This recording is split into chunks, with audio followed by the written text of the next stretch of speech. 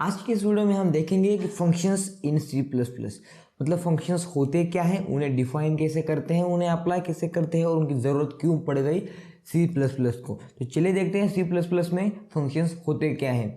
A function is a block of code which is use to perform a particular task. मतलब जो functions होते हैं वो क्या होते हैं, एक ब्लॉक ऑफ कोड होता है, मतलब एक ब्लॉक ऑफ कोड होता है which is use to perform a particular task. मतलब उसमें जो लिखा है वो कोड क्या करता है, एक पर्टिकुलर टास्क को परफॉर्म करता है। उसके लिए क्या इस्तेमाल करना है, हमें फंक्शन को इस्तेमाल करना है। चलिए इसे वीएस कोड की मदद से समझते हैं। तो चलिए देखते हैं वीएस कोड की मदद से हमें आखिरकार फंक्शंस की ज़रूरत क्यों पड़ गई और मतलब फंक्शंस को यूज़ कैसे करते हैं। मतलब फर्स्ट अगर आपको सपोज क्या करना है कि सम ऑफ टू नंबर्स निकालना है, मतलब हमें क्या करना है, दो नंबर्स का सम निकालना है। तो हम क्या करेंगे, simply in traditional way simply दो इंटीजर्स बनाएंगे। Suppose int A equal to 6, int B equal to 8। Suppose मैंने दो बनाए इंटीजर, इस दो इंटीजर्स को आप यूजर से भी ले सकते हैं, आपकी मर्जी, टोटली आप पे डिपेंड करता है। हम क्या करेंगे, int C equal to what, int C equal to A plus B. मैंने क्या किया इधर, अगर आपको पता नहीं है कि हमने इस एडिशन प्रोग्राम को कैसे बनाया, ये समझ में नहीं आ रहा आपको, तो आपने क्या किया है, पिछले लेक्चर्स नहीं देखे, तो आप पिछले लेक्चर्स देख के आपको ये सब समझ में आ जाएगा। पर यहाँ पर जो टॉपिक है वो क्या है, फंक्शंस क्यों हमें ज़रूरत पड़ गई। तो यहाँ पर मैंने जैसे ही लिखा addition of two numbers which is numbers that numbers are A and number B. इन दो नंबर्स को आप यूजर से भी ले सकते हैं। मैंने जैसे बोला कैसे लेते हैं, यूजिंग ए सीन। अगर आपको नहीं पता तो जरूर से देखिए पिछले लेक्चर्स, आपको समझ में आ जाएगा। यहाँ पर मैंने लिखा है int C equal to A plus B. चलिए रन करके देखते हैं क्या इन दोनों का एडिशन प्रिंट होता है। यहाँ पर आप देख सकते हैं, यहाँ पर क्या लिखना भूल गया मैं, इनको प्रिंट करना भूल गया। चलिए देखते हैं आप रन करके। यहाँ पर आप देख सकते हैं 14 आ रहा है, मतलब इन दोनों की एडिशन इसमें आ रही है। लेकिन क्या होगा अगर मैं बोलूँ आपको इस प्रोग्राम को मुझे पर्टिकुलर प्रोग्राम में 10 या 20 बार यूज़ करना है। मतलब सेम कोड को अगर मुझे 10 बार या 20 बार कॉल करना है या यूज़ करना है, तो उस केस में हमें इन 4 लाइन्स को, अगर आपने यूज़र से इनपुट लिया तो ज़्यादा लाइन्स होंगी, तो उन सब को हमें उतनी बार कॉल करना पड़ेगा, उतनी बार लिखना पड़ेगा। तो इससे बचने के लिए हम क्या करते हैं, एक फंक्शन को क्रिएट करते हैं which is a block of code. तो समझते हैं इसे कि हम क्यों इस्तेमाल करते हैं और कैसे यूज़ करते हैं फंक्शंस को। पहले समझते हैं उसके सिंटैक्स को। सिंटैक्स ऑफ अ फंक्शन, मतलब सिंटैक्स मतलब जो भी उसका फॉर्मेट है लिखने का तरीका। यहाँ पर मैंने जैसे लिखा है first return type. Return type मतलब जो भी आपको फंक्शन में आउटपुट में चाहिए, फंक्शन से मतलब इंटीजर टाइप चाहिए, फ्लोट टाइप चाहिए या कैर टाइप चाहिए, जो भी आपको, या स्ट्रिंग टाइप, जो भी आपको आउटपुट में चाहिए उस रिटर्न टाइप को आपको यहाँ पर लिखना है। मतलब हम क्या करेंगे, इसके सिंटेक्स के अकॉर्डिंग हम क्या करेंगे, फंक्शन बनाएंगे सम नाम का, मतलब एडिशन करने का दो नंबर्स को। चलिए बनाते हैं। यहाँ पर फर्स्ट क्या लिखा है, रिटर्न टाइप। रिटर्न टाइप जो भी है, यहाँ पर जैसे मैं लिखता हूँ return type is int. Suppose return type है वो क्या है, इंटीजर है। यहाँ पर मैंने क्या लिखा है, मैं क्या करता हूँ ऊपर लिखता हूँ थोड़ा। यहाँ पर अगर मैंने लिखा इंट, यहाँ पर क्या लिखा है, फंक्शन का नेम। फंक्शन का नेम हम लिखेंगे सम। मैंने क्या क्या रिटर्न टाइप लिखा इंटीजर, रिटर्न मतलब फंक्शन का नेम लिखा सम। यहाँ पर क्या लिखा है, ध्यान से देखिए, पैरामीटर लिस्ट, मतलब जो भी पैरामीटर आप उसमें पास करेंगे। यहाँ पर आप समझिए, और पैरामीटर की जरूरत ही क्यों पड़ गई। अगर आपने क्या किया, सम नाम के फंक्शंस को डिक्लेयर किया और उसमें आपने क्या चाहते हैं, आप क्या वो क्या करें, 3 वैल्यूज़ का सम मुझे ला कर दें या 4 वैल्यूज़ का सम ला कर दें, और जो भी पैरामीटर्स आप उसमें पास करेंगे वो पैरामीटर इनपुट में आ जाएगा। मतलब आप अगर यहाँ पर लिखेंगे इन पैरामीटर्स में इंट और इंट, यहाँ पर मैंने ऐसा लिखा है, इसका जो मतलब है वो क्या है, इसका पहले यहाँ पर मैंने क्या लिखा है, 2 बार इंटीजर लिखा है, और यहाँ पर कॉमा लिखते हैं हम। इसका मतलब क्या है, ये जो इंट इंट लिखा है मैंने, इसका मतलब है जो सम नाम का फंक्शन है वो 2 इंटीजर टाइप वैल्यूज को लेता है एज अ पैरामीटर। समझ में आया, मतलब जो भी इंटीजर यहाँ पर लिखा है, मतलब इंट इंट लिख के मैंने यहाँ पर लिखा है, इसका मतलब है जो सम नाम का फंक्शन है वो 2 इंटीजर वैल्यूज को पैरामीटर की तरह लेता है। लेकिन मतलब अगर आपने उसे डिक्लेयर किया या मतलब प्रिंट किया, मतलब फंक्शन को कॉल किया अगर आपने, तो फंक्शन को कॉल करते वक्त अगर आपने उन पैरामीटर्स को उन फंक्शन में डिफाइन नहीं किया तो वो क्या करेगा, एरर देगा। क्यों एरर देगा? क्योंकि आपने फंक्शन में डिफाइन किया है कि वो इतने इतने पैरामीटर्स लेता है, या 2 पैरामीटर लेता है या 3 पैरामीटर लेता है, आपने जैसे उस फंक्शन को डिफाइन किया अकॉर्डिंग टू दैट। समझते हैं आगे कि हम फंक्शन को कैसे कॉल कर सकते हैं। चलिए देखते हैं। और यहाँ पर जो लिखा है C++ स्टेटमेंट्स, मतलब जो भी ब्लॉक ऑफ कोड है विच विल बी रन, मतलब जो मेन कोड है वो यहाँ पर आपको लिखना है। चलिए आगे बढ़ते हैं, समझते हैं फंक्शंस इन C++ कैसे फंक्शंस को कॉल करते हैं। यहाँ पर मैंने जो प्रोग्राम लिखा है वो क्या है, एडिशन का प्रोग्राम है। मतलब एडिशन कैसे करते हैं हम दो नंबर्स का यूजिंग ऑफ फंक्शंस। चलिए इसे VS कोड में ही देखते हैं। अगर हम ट्रेडिशनल तरीके से जाए तो यहाँ पर हमें इसे लिखना पड़ेगा, या हम इन दोनों को एज ए इनपुट भी ले सकते हैं यूजर से। लेकिन अगर आपने इसे ऐसे कॉल किया या दो ऐसे डिफाइन किया एक सम फंक्शन को, तो क्या होगा, मतलब क्या होगा, वो यूज करने में उतना हैंडी नहीं होगा। चलिए देखते हैं हम कैसे एक फंक्शन को डिक्लेयर कर सकते हैं। फर्स्ट हमें क्या लिखना था, सिंटैक्स में देख कर बताइए मुझे। हमें क्या लिखना था, फर्स्ट हमें क्या लिखना है, return type which is integer. हम यहाँ पर इंटीजर इसलिए ले रहे हैं क्योंकि हमें क्या करना है, सम को रिटर्न करना है। सम इंटीजर में होंगी ना, तो इसलिए हम क्या करेंगे, इंटीजर डिफाइन करेंगे। और जो भी फंक्शन का नाम है हम यहाँ पर ले रहे हैं सम। आप कुछ भी ले सकते हैं, वो एरर नहीं देगा। आप कुछ भी नाम फंक्शन का लिख सकते हैं। यहाँ पर हमने क्या लिखा, इंट सम, और यहाँ पर हमने क्या लिखना है अब, इंटीजर ए और इंटीजर बी। यहाँ पर हमने इसे लिखा, और यहाँ पर जैसे मैंने इसे लिखा इंट ए और इंट बी, ये दो क्या है, this is an parameter which is pass in a sum function. I hope आपको समझ में आ रहा होगा। यहाँ पर हमें क्या लिखना है आगे, int C equal to A plus B, और यहाँ पर क्या लिखना है, रिटर्न क्या, सी। जैसे मैं इसे लिखूंगा तो ये आप देख सकते हैं। यहाँ पर मैंने क्या लिखा है, int C equal to A plus B, मतलब इस लाइन की मदद से ही ये फंक्शन क्या कर पाएगा, दो वैल्यूज को ऐड कर पाएगा, जो भी हम एंटर करेंगे वो। यहाँ पर आप देख सकते हैं, यहाँ पर मैंने लिखा है ए प्लस बी, मतलब दो नंबर्स को ऐड करना है। यहाँ पर मैंने लिखा है, ध्यान से देखिए, रिटर्न सी। फंक्शन क्या करता है, रिटर्न करता है, क्योंकि इंटीजर वैल्यू रिटर्न करता है। यहाँ पर हमने लिखा है इंटीजर। अगर मैंने इसे हटा दिया तो ये फंक्शन कुछ भी रिटर्न नहीं करेगा, एरर देगा शायद। लेकिन अगर मैंने यहाँ पर वाइड लिखा, वाइड मतलब समझ सकते हैं आप, वाइड ये ऐसे लिखना है। अगर वाइड, जो वाइड होता है वो क्या करता है, कुछ भी रिटर्न नहीं करता। अगर आपने वाइड लिखा तो जो फंक्शन क्या करेगा, सिंपली अगर आपने उसमें सी आउट यूज किया होगा तो उसमें डायरेक्टली वो सी आउट करके प्रिंट कर देगा। वो कुछ भी पैरामीटर ना लेगा ना देगा। समझ में आया? आप उस केस में क्या कर सकते हैं, वाइड को इस्तेमाल कर सकते हैं। लेकिन इस केस में मैंने इंट को यूज किया है, इसलिए मुझे रिटर्न टाइप में इंटीजर ही वैल्यू डिफाइन करनी पड़ेगी। मतलब यहाँ पर मैंने क्या लिखा है, इंट सी क्या है, एक इंटीजर है। देख सकते हैं आप, इंट सी लिखा है, मतलब सी का है, इंटीजर है। क्यों? क्योंकि वो फंक्शन ही हमारा क्या करेगा, एक रिटर्न वैल्यू देगा विच इज अ इंटीजर वैल्यू। आप यहाँ पर जो मेन बात है वो यहाँ पर है, क्या है मेन बात, मतलब जो मेन बात है वो यहाँ पर है।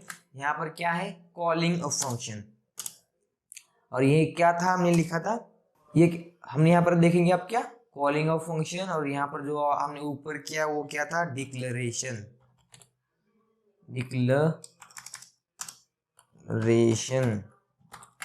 यहाँ पर हमने क्या किया, ऊपर डिक्लेरेशन किया, और यहाँ पर क्या किया, कॉल किया। समझते हैं इसे कॉल कैसे करते हैं? आपको सिंपली कुछ नहीं लिखना, आपको लिखना है सी आउट। यहाँ पर हमने क्या लिखा है, सी आउट, और जो भी फंक्शन का नाम है, हमारे केस में अब क्या है नाम फंक्शन का, सम नाम का फंक्शन है। और यहाँ पर आप देख सकते हैं, जैसे ही मैंने सम लिखा तो VS कोड मुझे बता रहा है कि वो क्या करता है, इंट ए और इंट बी ऐसे दो वैल्यूज एज अ पैरामीटर ले रहा है। अगर मैंने यहाँ पर सपोज उसमें पैरामीटर्स को नहीं डाला तो क्या होगा, मैंने बताया था अभी, अगर आपने डिक्लेयर करते वक्त उसमें कुछ भी नहीं डाला एज ए पैरामीटर, लेकिन उसको आपने डिफाइन करते वक्त दो इंटीजर को पास किया है, लेकिन उसमें अगर आपने कॉलिंग करते वक्त कुछ भी नहीं डाला तो क्या होगा, एरर देगा। और जो एरर होगा वो क्या होगा, आपने यहाँ पर डिफाइन तो किया है कि 2 इंटीजर वैल्यू ले रहा है ये फंक्शन, लेकिन यहाँ पर आपने वैल्यूज एंटर नहीं की। अगर मैंने यहाँ पर एंटर किया 7 और 8, ऐसे जैसे जैसे मैंने किया वो क्या होगा, एरर चला जाएगा। क्यों? क्योंकि मैंने 2 इंटीजर वैल्यूज को एंटर किया यहाँ पर जैसे बताया गया है। लेकिन अगर मैंने यहाँ पर 7 की जगह ए लिखा तो क्या एरर देगा? Yes, it is gives error because it is not taken a character, it takes a integer value. समझ में आ रहा है? इंटीजर वैल्यू ले रहा है, एक कैरेक्टर वैल्यू नहीं दे रहा। तो हमें यहाँ पर सिर्फ एक इंटीजर ही वैल्यू को एंटर करना पड़ेगा अगर आप फंक्शन को अच्छी तरह से रन करना चाहते हैं। तो चलिए देखते हैं हम उसे रन करके क्या क्या इन दोनों का जो सम है वो क्या आएगा। 8 and 5 कितना होता है? 8 and 5 13 होता है। चलिए देखते हैं रन करके क्या वो रन होता है या नहीं। आप देख सकते हैं यहाँ पर 13 आ चुका है, लेकिन आप यहाँ पर एक और मैसेज डाल सकते थे, एंड दैट इज क्या, the sum of the numbers is, और ऐसा लिख के हम क्या करेंगे, उसे रन करेंगे ताकि हमारा आउटपुट अच्छे दिखे। यहाँ पर आप देख सकते हैं the sum of the numbers is, यहाँ पर मैं डैश हटा देता हूँ, निगेटिव साइन की तरह वो दिख रहा है। यहाँ पर हम देख सकते हैं सम ऑफ द नंबर्स इज 13, यहाँ पर जो सम है उनका वो आ चुका है। आई होप आपको इस अब तक का सब समझ में आ रहा होगा कि हम फंक्शन को कैसे डिक्लेयर करते हैं और फंक्शन को कैसे कॉल करते हैं। चलिए बढ़ते हैं आगे। यहाँ पर भी मैंने वही लिखा है जो मैंने यहाँ पर मतलब जो भी अभी मैंने VS कोड में बताया, यहाँ पर वही लिखा है, बस वैल्यूज को थोड़ा डिफरेंट होगा।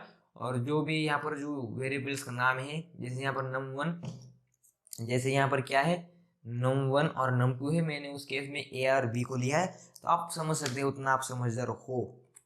यहाँ पर नेक्स्ट पॉइंट क्या है, फंक्शंस प्रोटोटाइप। अब ये प्रोटोटाइप क्या होता है फंक्शंस में, चलिए उस मतलब समझते हैं हम, VS कोड की मदद से समझते हैं। यहाँ पर हमने लिखा जो प्रोग्राम लिखा है उसमें समझते हैं प्रोग्राम को कि फंक्शन प्रोटोटाइप क्या होता है। यहाँ पर मैंने क्या किया, जो फंक्शन लिखा है मैंने उसको हटाकर मेन फंक्शन के बाद डिक्लेयर किया और मैंने क्या किया, रन किया। तो यहाँ पर ध्यान से देखिए तो क्या हो रहा है, ये एरर दे रहा है, function is not declare in this scope. मतलब सम नाम का जो फंक्शन है वो डिक्लेयर नहीं है उसके स्कोप में, ऐसा वो एरर दे रहा है। लेकिन क्या होगा अगर मैं यहाँ पर लिखूंगा int sum and then integer and integer, और मैं जैसे ही ऐसे लिखूंगा तो अगर मैं ऐसा लिख कर उसे रन करूंगा तो क्या होगा, the sum of the number is 13 यहाँ पर प्रिंट होके आ चुका है। मतलब यहाँ पर मैंने मेन फंक्शन के पहले जिसे कॉल किया, मतलब मेन फंक्शन को कॉल किया, उसे क्या कहते हैं, फंक्शन प्रोटोटाइपिंग। आई होप आपको इस समझ में आ रहा होगा कि कैसे फंक्शन मतलब जो मेन फंक्शन है उसके बाद मैंने फंक्शन को डिक्लेयर किया है। आप देख सकते हैं यहाँ पर जो रिटर्न 0 है उसके बाद मैंने इस फंक्शन को डिक्लेयर किया है, लेकिन मैंने पहले ही उसे डिक्लेयर कर दिया था इन मेन के पहले। इस पूरे प्रोसेस को क्या कहते हैं, उसे क्या कहते हैं, प्रोटोटाइप कहते हैं। आई होप आपको समझ में आ रहा होगा। चलिए बढ़ते हैं आगे। मैंने इस केस में यहाँ पर भी एग्जांपल में लिखा है कि फंक्शन प्रोटोटाइप क्या होता है, वो एग्जांपल नहीं है, थोड़ा डिफरेंट है, आप समझ सकते हैं, आप उतने अच्छे हो। चलिए आगे बढ़ते हैं। यहाँ पर मैंने एक नोट लिखी है, वो क्या है समझते हैं। While providing a parameter list, मतलब ये क्या है, अगर मैं जब प्रोवाइड करता हूँ पैरामीटर लिस्ट मतलब इन सम और फंक्शन के बीच में आप जो भी लिखते हैं उसे कहते हैं parameter list. You can avoid the parameter names int num int sum equal to int यहाँ पर लिखा है, और instead of writing this all this stuff, मतलब मैंने यहाँ पर जैसे लिखा VS कोड में समझते हैं, int a और int b, ये दो नाम लिखने की जगह में ऐसे उसे डायरेक्टली int और int अगर डिक्लेयर कर देता तो भी ए एरर नहीं देता, तो भी वो अच्छा रहता, मतलब यूजफुल रहता। क्योंकि यहाँ पर हमने क्या लिखना पड़ता है, ज्यादा लिखना पड़ता है, दो वेरिएबल्स को डिक्लेयर करना पड़ता है, उसका कोई मतलब भी नहीं है। अगर आपने डायरेक्टली इंट इंट लिखा, जैसे हमने मतलब प्रोटोटाइप बनाते वक्त देखा, डायरेक्टली मैंने इंट इंट लिखा तो भी वो रन होता है। लेकिन आपको समझने के लिए मैंने यहाँ पर लिखा ए और बी। आई आपको एक समझ में आ रहा होगा। यहाँ पर हम आगे देखेंगे फंक्शंस के टाइप्स क्या होते हैं। यहाँ पर फंक्शंस के दो टाइप होते हैं, यहाँ पर हम देखेंगे वो दो टाइप। मैं फर्स्ट कलर को चेंज करता हूँ पहले। यहाँ पर हम क्या है देखते हैं, फंक्शंस के जो टाइप्स होते हैं वो देखेंगे। First type is pre defined function और जो नेक्स्ट टाइप है वो क्या है, यूजर डिफाइंड फंक्शन। जो प्री डिफाइंड फंक्शन होते हैं वो क्या होते हैं, वो फंक्शन कहाँ अवेलेबल होते हैं, लाइब्रेरी फंक्शंस उन्हें कहा जाता है इन शॉर्ट। और डिक्लेयर इन हेडर फाइल, जैसे हम लिखते थे cout, sine, power function, square root निकालने का फंक्शन, जो भी हमें कंपाइलर की मतलब कंपाइलर की तरफ से जो भी फंक्शंस हमें मिल रहे हैं आया बने बनाए, उन फंक्शंस को क्या कहा जाता है, प्री डिफाइंड फंक्शन। जैसे हमने देखा था पावर का फंक्शन मैक्स फंक्शन, मतलब दो नंबर का मतलब दो नंबर के बीच में अगर आपको मैक्सिमम नंबर निकालना है तो मैक्स फंक्शन का आप यूज कर सकते हैं, मिनिमम नंबर निकालना है तो मिन फंक्शन का आप यूज करके निकाल सकते हैं। वो क्या होते हैं, प्री डिफाइंड फंक्शन, मतलब पहले से ही वो लाइब्रेरी में मौजूद होते हैं, आपको सिर्फ हेडर फाइल को इंक्लूड करना है। कौन सी हेडर फाइल है वो, जल्दी से कमेंट में बताए वो कौन सी हेडर फाइल है, वो सी मतलब जो भी math.h, वो फाइल का नाम क्या है, math.h, मतलब math.h नाम की फाइल में से आप मैथ के जो फंक्शन है वो इन्हें कॉल कर सकते हैं। आई होप आपको समझ में आ रहा होगा कि प्री डिफाइंड फंक्शन किसे कहते हैं। जो नेक्स्ट टाइप है which is a user defined function, मतलब हम user customized function to reduce the complexity of a big program. अभी हमने जो फंक्शन डिफाइन किया सम नाम का, अभी हमने जो डिफाइन किया इंट सम, और यहाँ पर हमने जो भी इंटीजर वैल्यूज डाले थे इंट नाम के, ये जो फंक्शन है वो क्या है, यूजर, मतलब हम हमारे द्वारा जो फंक्शंस बनाए गए हैं उन्हें क्या कहते हैं, यूजर डिफाइंड फंक्शन।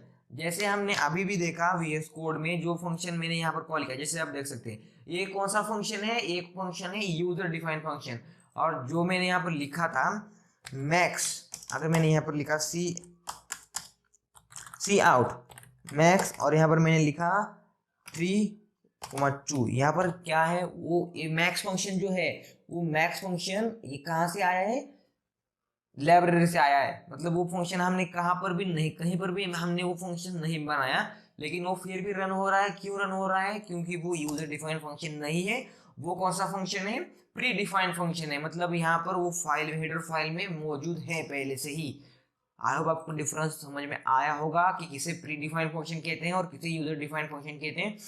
अगर अभी भी नहीं समझ में आया तो मेरे नोट्स रेफर कर ले, और जो भी मैंने प्रैक्टिस नोट्स मतलब प्रैक्टिस सेट दिए हुए उनको सॉल्व करें, आपको ये सब समझ में आ जाएगा। यहाँ पर क्या होता है, फर्स्ट हमने देखा था बिल्ट इन फंक्शन, अभी हमने देखा सब बिल्ट इन फंक्शन क्या होते हैं और जो यूजर डिफाइंड फंक्शन क्या होते हैं। यहाँ पर उनकी क्या लिखे हुए हैं, एग्जाम्पल लिखे हुए हैं। यहाँ पर यूजर डिफाइंड फंक्शन का एग्जाम्पल है और यहाँ पर built in function that is a pre defined function. यहाँ पर pre defined function means built in function, जो भी पहले से ही मौजूद होते हैं वो फंक्शन। आई होप आपको समझ में आया होगा कि हम कैसे फंक्शन को डिक्लेयर करते हैं और कैसे कॉल करते हैं। अगर समझ में आया हो तो लाइक शेयर और सब्सक्राइब, हम मिलते हैं इसके नेक्स्ट वीडियो में।